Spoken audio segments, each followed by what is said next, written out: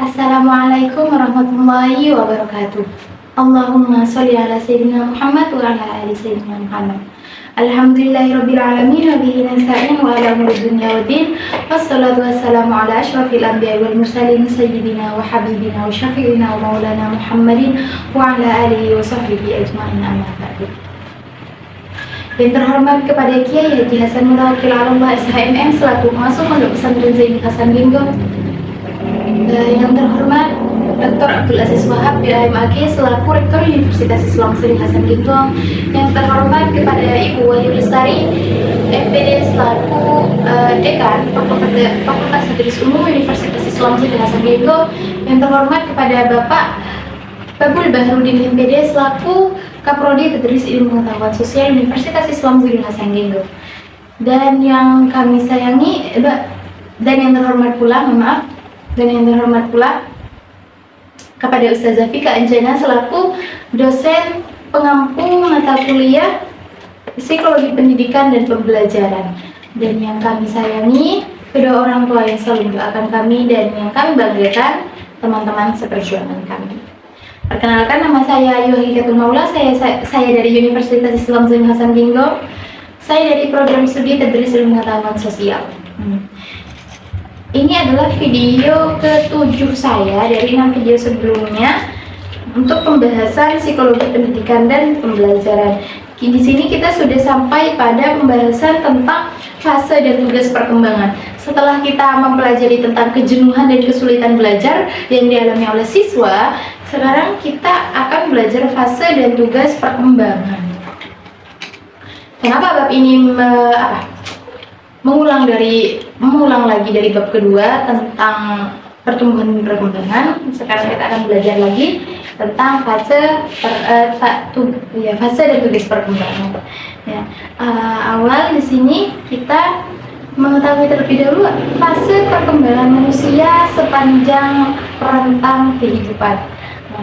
Fase yang dialami oleh manusia sepanjang rentang kehidupannya itu ada tujuh fase.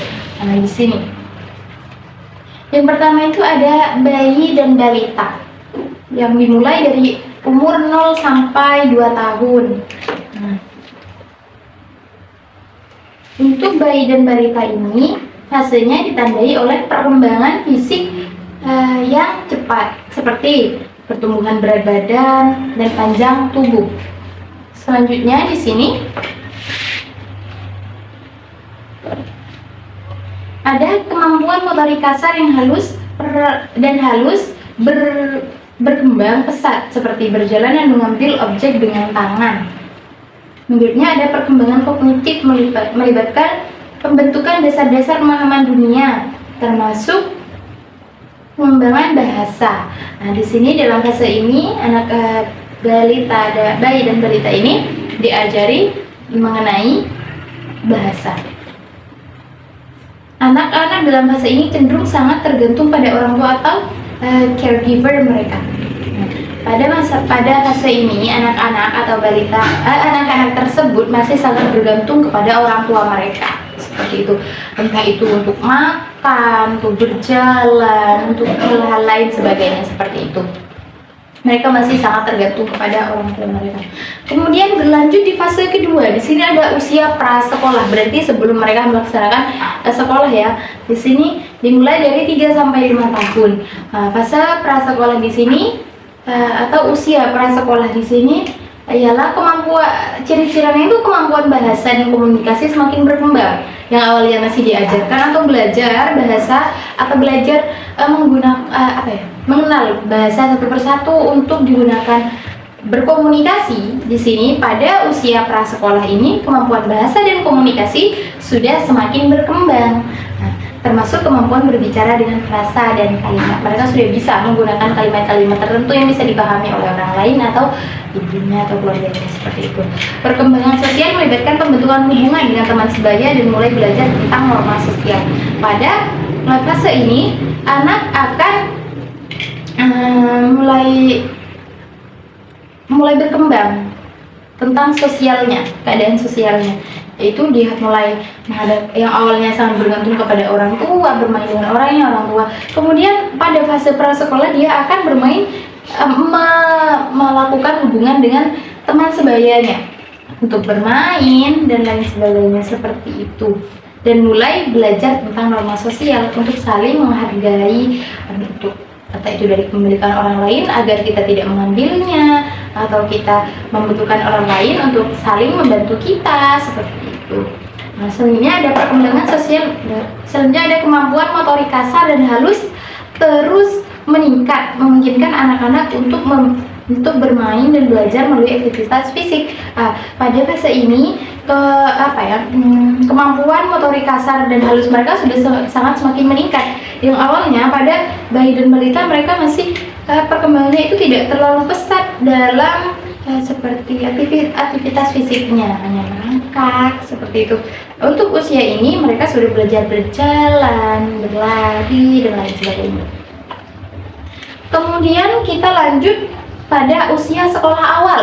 Usia sekolah awal di sini dimulai dari 6 sampai 12 tahun. Nah, perkembangan kognitif terus berlanjut dengan peningkatan kemampuan berpikir abstrak dan pemecahan masalah. Pada usia ini mereka sudah bisa berpikir secara abstrak ya teman-teman. Anak-anak mulai belajar keterampilan akademik dasar seperti membaca, menulis, dan berhitung. Pada fase usia sekolah ini anak-anak akan belajar keterampilan akademik yang dikatakan tadi, yaitu membaca, menulis, dan menghitung seperti itu. Selanjutnya di sini ada interaksi sosial menjadi lebih kompleks dengan perkembangan persahabatan dan identitas diri yang lebih kuat. Mereka kemudian akan lebih mengerti apa itu interaksi sosial, hubungan sosial, dan seperti itu. Nah, mereka juga di sini mereka sudah akan mengenal apa itu persahabatan seperti itu.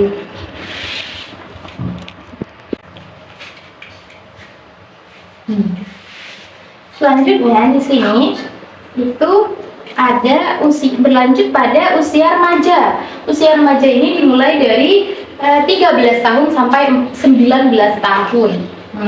Perkembangan di sini fase ini ditandai oleh perubahan fisik besar seperti pertumbuhan tubuh dan perkembangan karakteristik seksual sekunder. Dari fase remaja ini sudah bisa dilihat perbedaan fisik yang jauh berbeda dari sebelum-sebelumnya. Nah, di sini perubahan fisik yang sangat besar seperti ada tumbuhnya jakun, tumbuhnya payudara untuk perempuan seperti itu sudah mulai tumbuh seperti itu di fase ini. Dan juga perkembangan karakteristik seksual sekunder, mereka sudah mulai mengenali apa itu hal suka dan tidak suka dari karakteristik seksual sekunder. Selanjutnya ada kemampuan berpikir abstrak semakin berkembang, tetapi emosi dan identitas diri bisa menjadi sangat labil. Nah, pada masa ini anak-anak akan cenderung labil atau berubah-ubah moodnya. Kalau kata anak sekarang seperti itu. Selanjutnya itu hubungan sosial menjadi lebih penting, termasuk hubungan romantis dan eksplorasi identitas diri. Hubungan sosial yang mereka miliki akan semakin penting untuk dirinya sendiri agar bisa mengeksplorasi identitas diri, semakin meyakinkan diri mereka. Selanjutnya di sini kita masuk pada dewasa awal. Fase dewasa awal. Yang dimulai dari 20 sampai 40 tahun. Di sini. Orang dewasa muda seringkali mengalami transisi signifikan seperti penyelesaian pendidikan, memulai karir, dan membentuk keluarga. Nah, di sini dimulai dari selesainya mereka mengenyam pendidikan, kemudian beralih ke fase dewasa. Seperti transisi ini merupakan transisi yang signifikan, transisi yang cukup mengejutkan ya teman-teman. Untuk fase ini yang awalnya mereka hanya memikirkan tentang pembelajaran, bermain, dan lain sebagainya, hal-hal yang menyenangkan, kemudian mereka harus beralih kepada memulai karir. Mereka akan mulai memikirkan masa depan, menata masa depan seperti itu, serta membentuk keluarga. Di sini juga ada kemampuan berpikir rasional dan membuat keputusan semakin berkembang. Mereka sudah mulai bisa berpikir secara rasional dan membuat keputusan yang semakin berkembang, yang tidak hanya memikirkan tentang dirinya sendiri tapi juga orang lain. Sebenarnya fase ini juga sering kali ditandai oleh eksplorasi diri dan eksperimen dalam berbagai aspek kehidupan. Seperti itu. Mereka akan mencoba banyak hal untuk bisa lebih berkembang seperti itu. Selanjutnya ada dewasa pertengahan, mulai dari 41 tahun sampai dengan 65 tahun. Di sini. Dewasa pertengahan ini, orang dewasa pertengahan menghadapi tantangan seperti mengatasi tenggat waktu karir dan menghadapi perubahan fisik yang terkait dengan usia. Jelas ya, di sini fisik juga akan semakin berubah lagi dari sebelum-sebelumnya, seperti itu, adanya kerutan-kerutan dan lain sebagainya, seperti itu. Juga mereka harus mengatasi tenggat waktu karir. Mereka harus sudah bisa mendapatkan apa yang mereka inginkan dalam bidang karir, seperti itu. Kemudian keluarga dan tanggung jawab sosial seringkali menjadi fokus utama. Pada umur-umur ini biasanya sudah orang-orang itu sudah menikah, maka keluarga dan tanggung jawab sosial seringkali menjadi fokus utama mereka dalam menjalani kehidupan. Selanjutnya mereka juga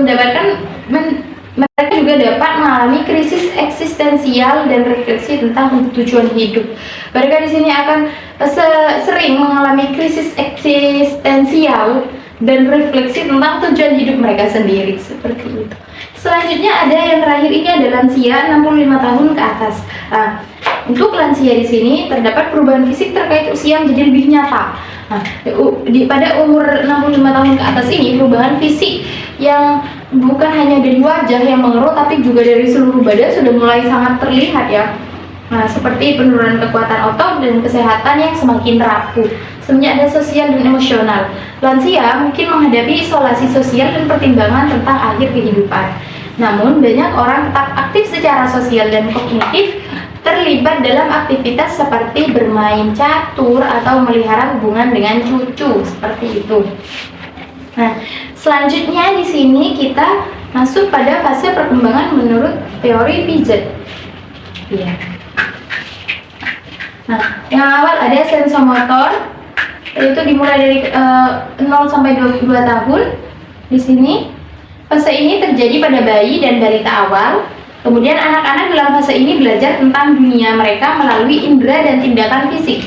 Mereka tidak mengetahui dunia itu dari apa yang mereka lakukan, tapi dari apa yang mereka lihat. Dan dari apa yang mereka lihat, entah itu dari indera mereka atau tindakan fisik orang lain, seperti itu. Mereka mengembangkan pemahaman tentang objek permanen atau kemampuan untuk menyadari bahwa objek masih ada meskipun tidak terlihat.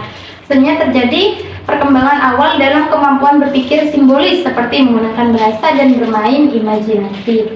Selanjutnya di sini ada pra-operasional, dimulai dari 2 sampai 7 tahun. Fase ini terjadi selama usia prasekolah dan awal sekolah. Saya sudah dibagi awal tadi, sekarang itu untuk pra-operasional ini dimulai dari usia prasekolah sampai awal sekolah.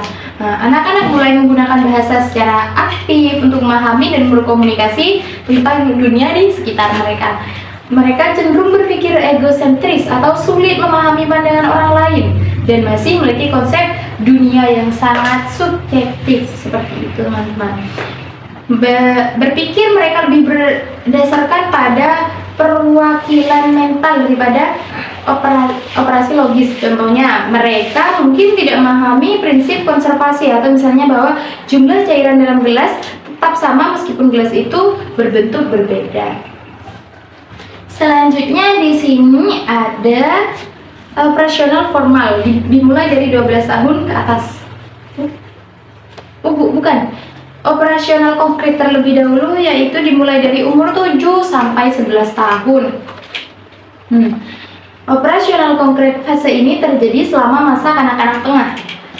Anak-anak mulai mengembangkan kemampuan untuk berpikir logis tentang objek dan peristiwa dalam dunia konkret mereka. Mereka mampu memahami prinsip konservasi dan melakukan operasi mental pada objek dan situasi tertentu.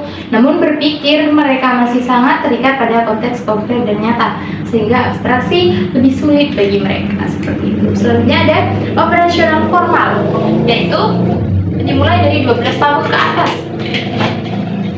Di sini fase ini terjadi selama masa remaja dan dewasa. Anak-anak mencapai tingkat berpikir yang lebih tinggi dan abstrak. Mereka mampu memproses informasi secara logis dan mengembangkan hipotesis tentang dunia yang tidak hanya berdasarkan pengalaman langsung. Kemampuan untuk berpikir tentang konsep-konsep seperti moralitas, politik, dan filsafat semakin berkembang pada fase-fase itu, pada usia-usia tersebut. Kemudian kita lanjut pada teori perkembangan sosial emosional Erikson. Kita berlanjut pada ini ya. Sini Erikson, seorang psikologi perkembangan terkenal, mengembangkan teori perkembangan sosial emosional yang memfokuskan perhatian pada perubahan-perubahan yang terjadi dalam aspek sosial dan emosional sepanjang rentang kehidupan individu. Di sini yang pertama itu ada kepercayaan versus ketidakpercayaan yang dimulai dari 0 sampai 1,5 tahun. Satu tugas perkembangan di sini membentuk rasa kepercayaan dalam hubungan dengan caregiver, biasanya orang tua. Di sini mereka akan mempercayai orang tua mereka terhadap banyak hal seperti itu. Hasil positif, bayi yang merasa dicintai, aman, dan diberi perhatian akan mengembangkan rasa kepercayaan terhadap orang yang memberikan rasa-rasa tersebut. Selanjutnya di sini hasil negatifnya itu, jika bayi mengalami kekurangan, maka perhatian dan perawatan, jika bayi mengalami kekurangan perhatian dan perawatan, ia mungkin mengembangkan ketidakpercayaan dan kecurigaan. Pada umur-umur ini, anak-anak tidak sembarang anak yang mau dipegang oleh orang lain karena hal-hal tersebut. Seperti itu. Mereka akan cenderung lebih dekat dengan keluarganya sendiri karena sudah memiliki rasa kepercayaan. Mereka juga akan menolak jika ingin diambil oleh orang lain karena adanya rasa ketidakpercayaan. Karena mereka tidak mengalami rasa nyaman atau aman yang diberikan oleh orang tersebut. Selanjutnya ada otonomi versus malu dan ragu. Dimulai dari 1,5 tahun sampai 3 tahun. Tugas perkembangan di sini membangun otonomi dan rasa kontrol atas tindakan dan fungsi fisik mereka. Tugasnya di sini agar bisa mengontrol anak tersebut atas tindakan mereka serta fungsi fisik mereka agar bisa fungsi fisiknya itu berfungsi dengan sepenuhnya, seperti itu. Selanjutnya di sini hasil positif dari hal tersebut adalah anak yang diberi kesempatan untuk menjelajahi dunianya dengan batasan yang wajar akan mengembangkan rasa otonomi. Sementara jika anak merasa dibatasi atau dikekang terlalu keras, ia mungkin mengalami rasa malu dan ragu terhadap apa yang akan dia lakukan, seperti itu. Tidak baik juga jika terlalu mengekang anak tanpa batas yang benar, seperti itu. Yang ketiga di sini ada inisiatif versus rasa bersalah. Ya, yang ketiga di sini. Inisiatif dimulai dari 3 sampai 6 tahun. Tugas perkembangan ialah anak-anak mulai mengembangkan inisiatif dalam menjalani kehidupan sehari-hari, termasuk permainan dan aktivitas kreatif. Di sini mereka akan terus berinisiatif untuk bermain hal-hal yang lainnya, seperti itu. Kemudian secara kreatif dan aktif. Sisi positifnya di sini adalah anak-anak yang merasa didukung dalam menjalani eksplorasi dan inspiratif mereka akan mengembangkan rasa inisiatif tersebut dan bisa menghasilkan hal yang memuaskan juga. Namun, ada hasil negatifnya juga jika anak-anak dihambat atau merasa bersalah atas usaha mereka mungkin mengalami rasa bersalah tersebut. Apabila mereka disalahkan atas apa yang mereka lakukan, kemudian anak itu merasa bersalah, itu tidak akan membantu anak tersebut berkembang. Seperti itu. Itu akan menghambat perkembangan dari anak tersebut. Selanjutnya ada usaha untuk kompetensi dan rendah diri. Ini dimulai dari 6 sampai 12 tahun. Tugas perkembangan pada tahun ini ialah anak-anak mulai mengembangkan keterampilan dan merasa kompeten dalam berbagai bidang seperti sekolah, olahraga, dan teman sebaya. Mereka akan merasa ini hal-hal yang memang seharusnya mereka lakukan. Mereka harus bersama, seperti itu. Hasil positif dari tugas ini ialah anak-anak yang merasa diberdayakan dan didukung dalam usaha mereka akan mengembangkan rasa kompetensi. Nah, jika mereka didukung dalam proses ini, mereka akan merasa mereka itu akan terus memiliki motivasi untuk terus berkompetensi.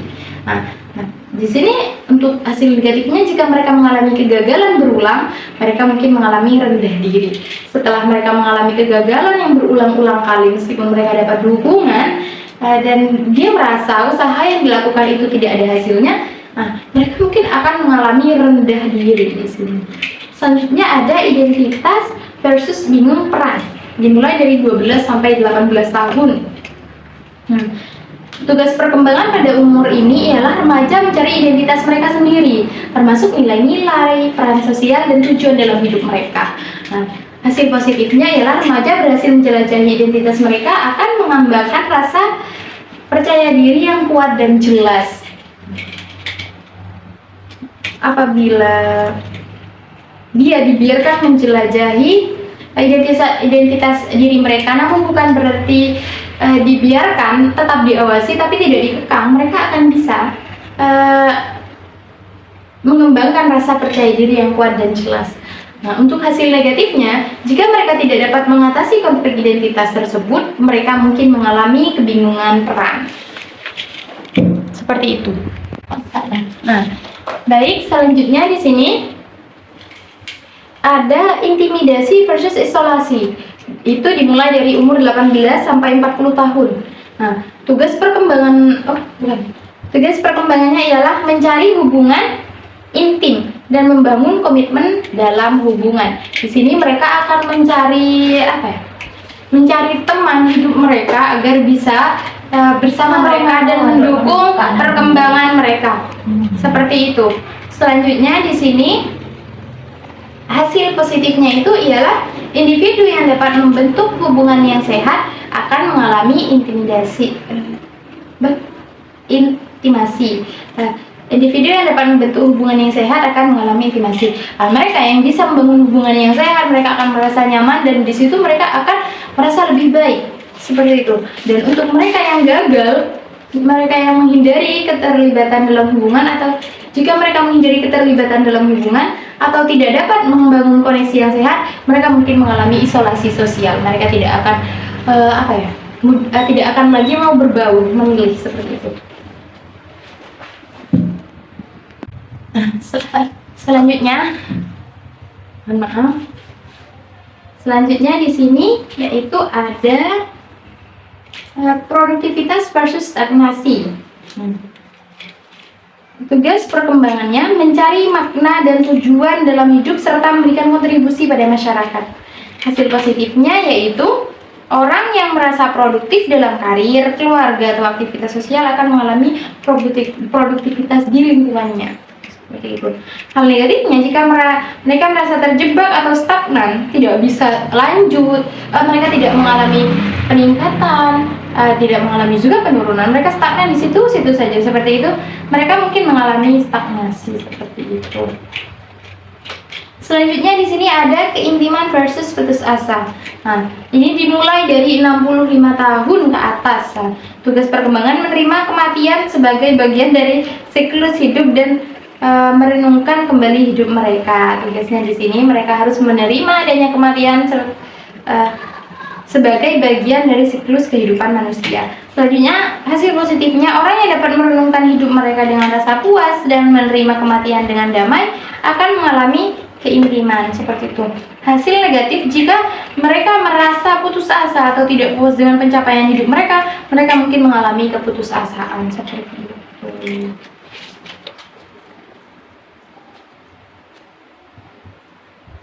Di sini kita lanjut pada implikasi perkembangan dalam konteks pendidikan. Perlu diketahui bahwasanya pada setiap anak itu mereka harus diberikan tanggung jawab yang sesuai dengan kemampuan mereka atau sesuai dengan usia mereka.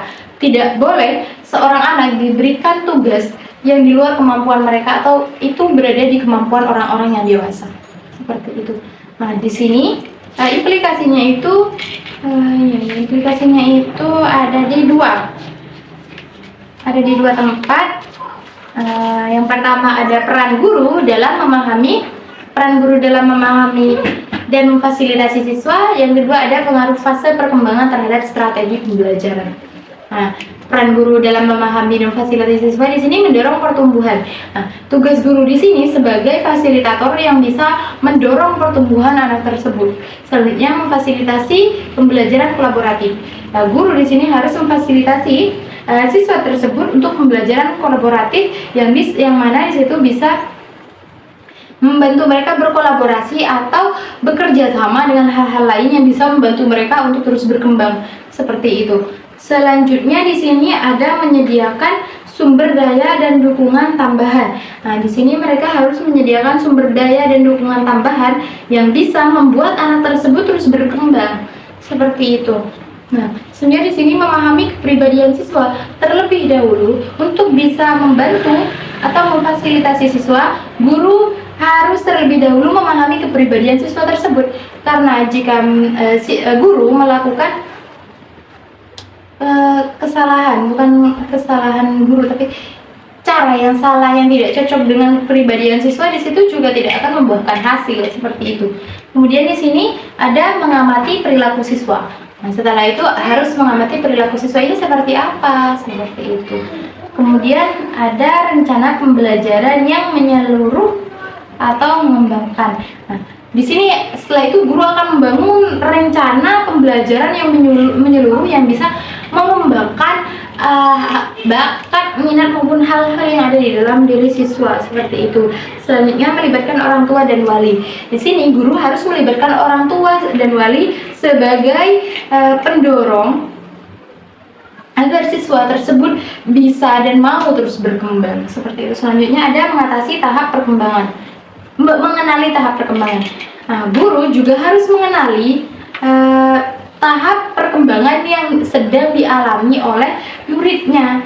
Selanjutnya di sini mengidentifikasi masalah dan tantangan. Guru juga harus mengidentifikasi masalah dan tantangan yang dihadapi oleh siswanya sehingga di situ bisa menghambat perkembangan siswa tersebut. Selanjutnya di sini ada memberikan dukungan emosional. Guru juga harus memberikan dukungan emosional kepada muridnya seperti pujian, atau sebuah teguran ketika mereka melakukan kesalahan, tapi tapi masih dalam batas-batas yang wajar seperti itu, yang bisa membantu mereka untuk terus berkembang. Selanjutnya di sini berperan sebagai model perilaku. Guru juga harus mampu menjadi model perilaku. Dia harus mampu berperan sebagai model perilaku untuk siswanya, yang mana dari perilaku yang dilakukan oleh gurunya ini membuat siswa tersebut termotivasi dan mengikuti hal tersebut karena dianggap baik seperti itu. Selanjutnya ada pengaruh fase perkembangan terhadap strategi pembelajaran. Nah, di sini pertama ada penyesuaian kurikulum dan materi pembelajaran. Nah, penyesuaian kurikulum dan materi pembelajaran ini harus sesuai pada tiap-tiap fase pertumbuhan anak, karena di sini juga bisa membantu mereka memahami atau menyerap pembelajaran yang didapat dengan baik. Seperti itu. Kurikulum yang tepat bisa membuat anak berkembang membuat anak bisa menyerap pembelajaran dengan baik. Juga materi pembelajaran yang tepat bisa membantu mereka memahami dengan baik seperti itu. Selanjutnya di sini ada penggunaan metode pembelajaran yang sesuai. Metode yang digunakan dalam proses pembelajaran harus sesuai dengan keadaan siswa-siswa yang ada di dalam kelas tersebut. Seperti itu, dengan perbedaan latar belakangnya jelas berbeda, mulai dari kemampuan, latar belakang sosial dan lain sebagainya.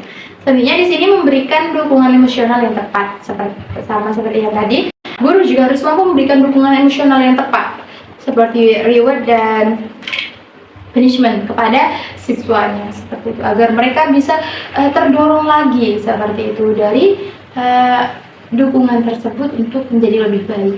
Selanjutnya fasilitas pembelajaran kolaboratif.